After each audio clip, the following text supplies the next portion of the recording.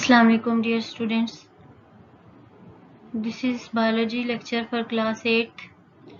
Today we will learn about levels of organization. There are different levels to how one living thing is made as well as where it fits into this world. यानी कि हमने ये देखना है कि एक living thing कैसे बनती है और फिर वो किस तरह इस वर्ल्ड में एडजस्ट होती है।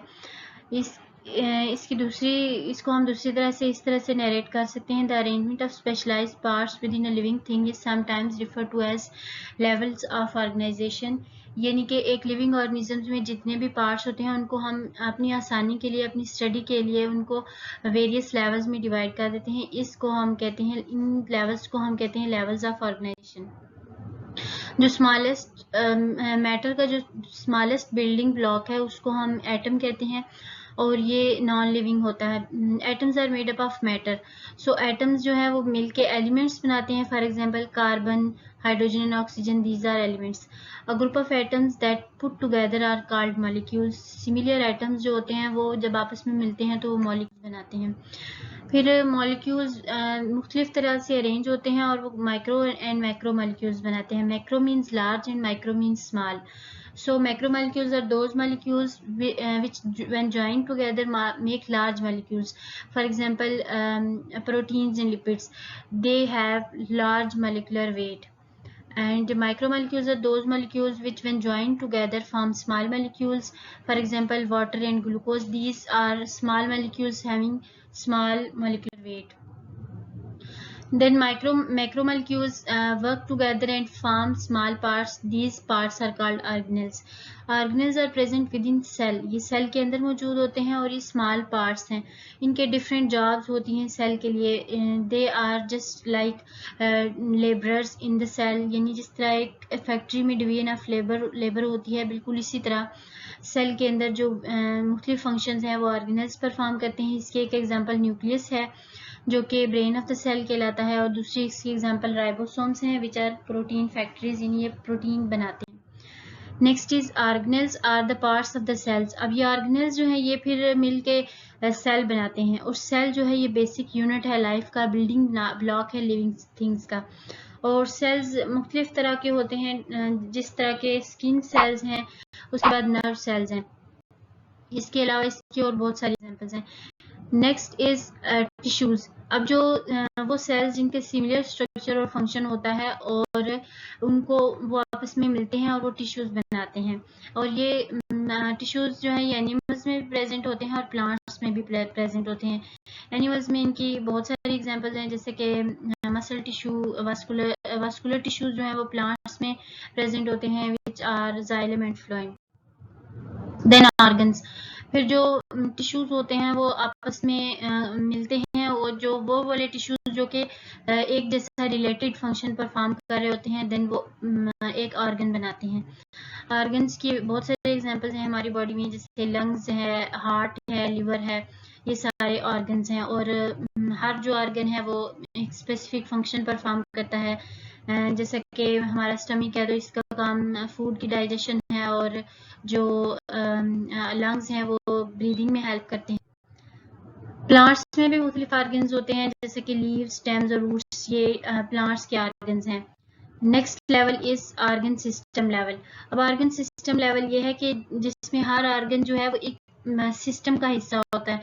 तो हर ऑर्गन जो है वो और वो बहुत सारे रिलेटेड ऑर्गन्स मिलके एक ऑर्गन सिस्टम बनाते हैं और एक बड़ा फंक्शन परफॉर्म करते हैं। फॉर एग्जांपल डाइजेस्टिव सिस्टम है हमारा, तो उसमें बहुत सारे ऑर्गन्स आते हैं, जिसमें स्टमक है, large intestine, small intestine, liver किसी हद तक काम करता है, पेंक्रियास काम करता है। तो ये सारे ऑर्गन्स हैं और ये मिलके ऑर्गन सिस्टम बनाते हैं। और ये वाला जो डाइजेस्टिव सिस्टम है that is an organ system, circulatory system is an organ system, respiratory system is an organ system. जैसे कि सर्कुलेटरी सिस्टम में हार्ट के साथ साथ ब्लड वेजल्स होते हैं और वो हमारे सर्कुलेटरी सिस्टम में जो ब्लड की सप्लाई है सारी बॉडी को वो इजी बनाते हैं। Next is organism. पूरा जो ऑर्गेनिज्म है वो यूनिसेलुलर भी हो सकता है, जैसे कि पैरामीशियम और अमीबा हैं, दीज आर यूनिसेलुलर ऑर्गेनिजम्स। और मल्टीसेलुलर भी हो सकते हैं, जैसे humans, fish and frogs. Plants जो हैं वो भी मल्टीसेलुलर हैं। तो ऑर्गेनिज्म जो है ये ऑर्गन सिस्टम बहुत सारे मिलके एक ऑर्गेनिज्म बनाते हैं। यहाँ पे ये इस फ्लो में दिखाया गया है कि किस तरह एक ऑर्गेनिज्म बनता है। एटम्स है पहले, सबसे पहला लेवल, फिर molecules, macromolecule and then organelle level है, फिर सेल लेवल है, फिर टिश्यू है, टिश्यूज मिलके ऑर्गन बनाते हैं एंड ऑर्गन्स मिलके ऑर्गन सिस्टम बनाते हैं एंड देन एक ऑर्गेनिज्म है।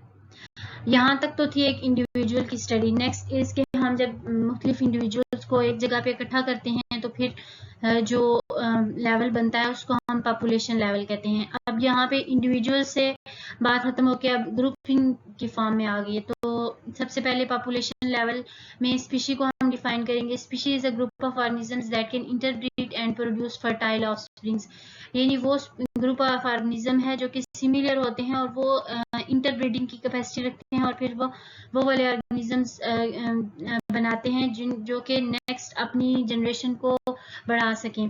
फॉर एग्जांपल ह्यूमन बींग्स हैं, ब्लैक बियर्स इसके एग्जांपल, एलिफेंट्स और इस तरह के बेशुमार एग्जांपल्स हैं जो कि स्पीशीज में आती हैं। Population can be defined as group of organisms of the same species living in the same region at the same time. Population में बहुत सारी एक स्पीशी जो है वो एक ही टाइम पे रह रही होती है, एक ही स्पीशी के बहुत सारे ऑर्गेनिजम्स एक टाइम पे रह रहे होते हैं और उनको हम एक ही रीजन में रह रहे हैं, उसको हम पॉपुलेशन कहते हैं। For example population of Pakistan comprising 173.5 million individuals 2010 के डाटा के मुताबिक। तो ये जो ह्यूमन बींग्स की पॉपुलेशन है पाकिस्तान में, दैट इज एक पॉपुलेशन। इसी तरह फिश पॉपुलेशन एक लेक में जो है वो भी एक पॉपुलेशन हो सकती है। इसी तरह अगर किसी पार्क में या किसी पॉन्ड में कोई ऑर्गेनिजम्स रह रहे हैं जैसे अर्थवर्म्स हैं, उनके वो सारे अर्थवर्म्स मिलके एक पॉपुलेशन बन गई। Next is community. अब जब डिफरेंट पॉपुलेशंस एक जगह पे रह रही होती हैं और एक दूसरे के साथ एक ही एनवायरनमेंट में इंटरेक्ट करती हैं तो वो कम्युनिटी बनाती हैं। कम्युनिटीज फिर लार्ज भी हो सकती हैं और स्मॉल भी हो सकती हैं। सिंपल कम्युनिटी में इसके दो टाइप्स हैं, एक सिंपल कम्युनिटी और एक कम्प्लेक्स कम्युनिटी। सिंपल कम्युनिटी वो है जिसमें पॉपुलेशन का साइज और नंबर लिमिटेड होता है। फॉर एग्जांपल अगर एक कोई फॉलन लॉग है, यानी कोई अगर दरख्त है या उसका तना गिरा हुआ है तो उसके नीचे जितने भी इंसेक्ट्स होंगे या कुछ माइक्रो ऑर्गेनिजम्स होंगे या छोटे छोटे प्लांट्स होंगे, that will make a community, but that community will be a simple community, क्योंकि उसके अंदर बहुत सारी पॉपुलेशन रह रही हैं लेकिन लिमिटेड अमाउंट में रह रही हैं। सो ये एक सिंपल कम्युनिटी होगी। Complex community contains population, large number of populations. For example forest community या एक पॉन्ड कम्युनिटी है तो उसमें बहुत सारी पॉपुलेशंस रह रही हैं और हर पॉपुलेशन का नंबर भी बहुत ज़्यादा होता है। That's why that will be a complex community. Next is biosphere. Biosphere is the part of the earth inhabited by organisms communities. Biosphere जो है वो बेसिकली एक पार्ट है अर्थ का, यानी एक अर्थ का जो पार्ट है उसको हम बायोस्फीयर कहते हैं। It is also known as the zone of life on earth. It comprises all ecosystems. इसमें सारे इकोसिस्टम्स होते हैं। अब इकोसिस्टम क्या होता है? Ecosystem are the regions where living and non living components interact with each other. For example एक forest ecosystem है जिसमें नॉन लिविंग ऑर्गेनिजम्स और लिविंग ऑर्गेनिजम्स या लिविंग एंड नॉन लिविंग और लिविंग थिंग्स आपस में इंटरेक्ट करती हैं। जैसा कि जो एक फॉरेस्ट की कम्युनिटी है उसमें लिविंग थिंग्स हैं जैसे कि लाइन्स हैं या फिर गोट्स हैं, बहुत सारी और चीज़ें हैं। तो उसमें जो एयर है, वाटर है, सॉइल है, ये जो सारे हैं ये नॉन लिविंग कंपोनेंट्स हैं। तो ये और लिविंग कंपोनेंट्स जब आपस में इंटरेक्ट करते हैं, जब हम लिविंग सिस्टम को के साथ नॉन लिविंग्स को भी इंक्लूड करते हैं तो दैट मेक्स एन इकोसिस्टम। तो ये बायोस्फीयर जो है इसमें बहुत सारे इकोसिस्टम्स आते हैं। हम एक डायग्राम देखते हैं जैसा कि बायोस्फीयर इस डायग्राम में दिखाया गया है। तो ये लिविंग ऑर्गेनिजम्स हैं और इसमें बहुत सारे लिविंग ऑर्गेनिजम्स यहाँ पे एग्जिस्ट करते हैं बायोस्फीयर में। और ये बायोस्फीयर जो है ये बेसिकली इस अर्थ का एक पार्ट है। तो ये बायोस्फीयर जो है ये लास्ट लेवल है और बिगेस्ट लेवल है लेवल्स ऑफ ऑर्गेनाइजेशन का। So here is the end of this video. Thank you for watching.